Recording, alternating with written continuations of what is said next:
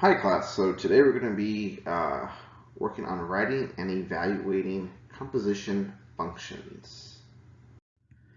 So a composition function class in a nutshell is a function inside of a function. Okay, so let's go ahead and discuss this first example right here.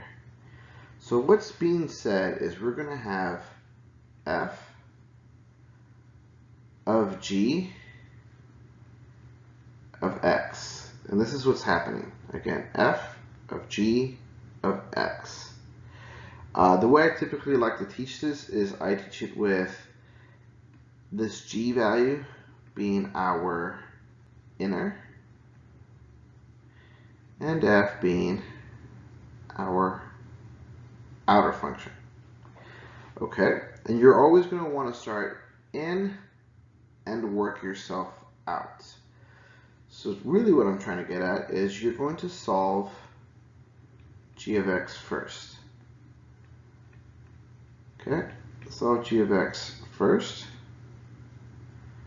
And then you take your g of x answer and you're going to plug it into your f of x value. Okay, and you solve this one. So again, you're going to solve your g of x first, or whatever you get, you're then going to plug that into the function of f, and that's what you solve. We might also see it like this, written down here, of f of g of x. So this would be, we would substitute into g first, and then whatever we get for g, we're going to substitute into f. We'll do that same notation here. Whatever we get for x, we substitute into g, and whatever we get here, we substitute into f. Inner, then out. Inner, and then outer. Okay, so let's do a couple of practice problems here. So here they're telling us f of x equals 4x minus 2, and g of x equals negative 2x minus 4. And they want us to solve what is f of g of 0. So, like I stated here on our steps, we want to identify the inner and outer. So my inner, I know is this part here. This is g. So I'm going to label this as inner. And f of x is my outer. Okay.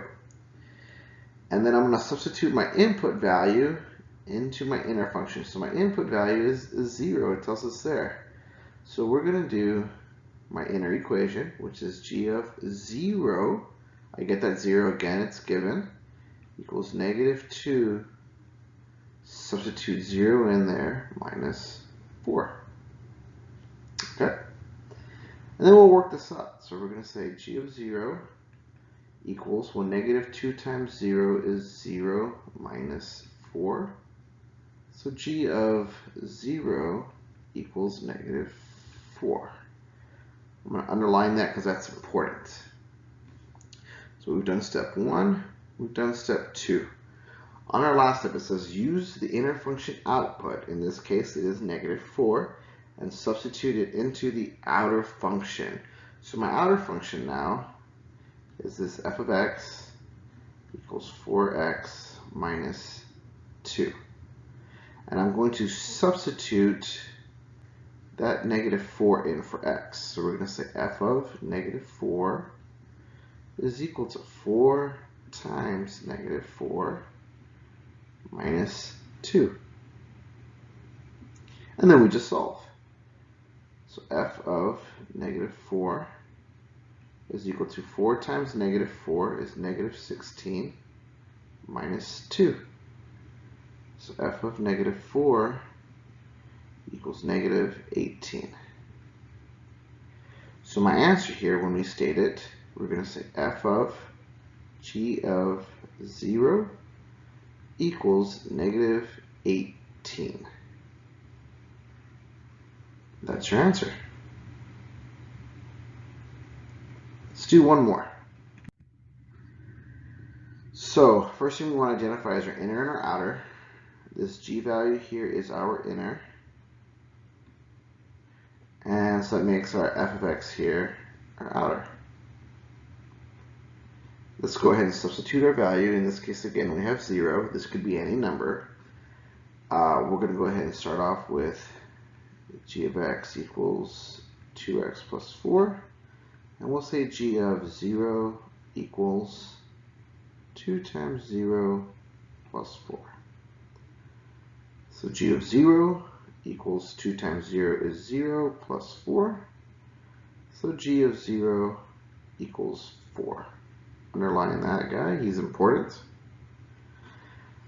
And so we're going to take this value and we're going to substitute it into our f of x function, which f of x equals 2x.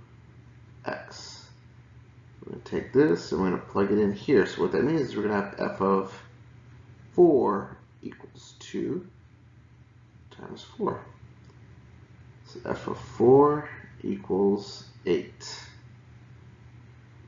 So that means that f of g of 0 equals 8. Okay? Let's do one more problem, but this one's going to look a whole lot different. I like these problems. These are very much tied into just understanding the order of your process. And when you eventually take calculus in the future, guys, you'll see things like this as far as like f prime, f double prime analysis. Okay? So we're asked to solve f of g of 3. So check it out. We are going to follow the exact same steps. We want to know my inner, which is g, and my outer, which is f. Okay? I'm going to substitute my input value into my inner. So in other words, I'm going to solve for g of 3. Well, how do I get my answer? So when we get this, when we see this input value of 3, and I use him when x is 3, g of 3 is 1. So this is my input, this is my out. So I plug that in there. And I got that g of 3 is 1. Okay? So then, if my output is 1, I'm going to put 1 in here for f of 1. And I want to solve. So I'm going to come over here. And so I'm looking at when x is 1, when my input is 1. So I'm going to put input here. What is my output for f of x? Well, he's right here. This is my output. Okay? So that means that f of g of 3 is equal to 2. We did the exact same steps, except this time we didn't have to do any math. We had a nice chart to help guide us through this. Alright guys, go ahead and now that you finished your video, you can do the team's assignment in your notebook, and then we'll discuss this further in the next class. Hope you guys have a good day.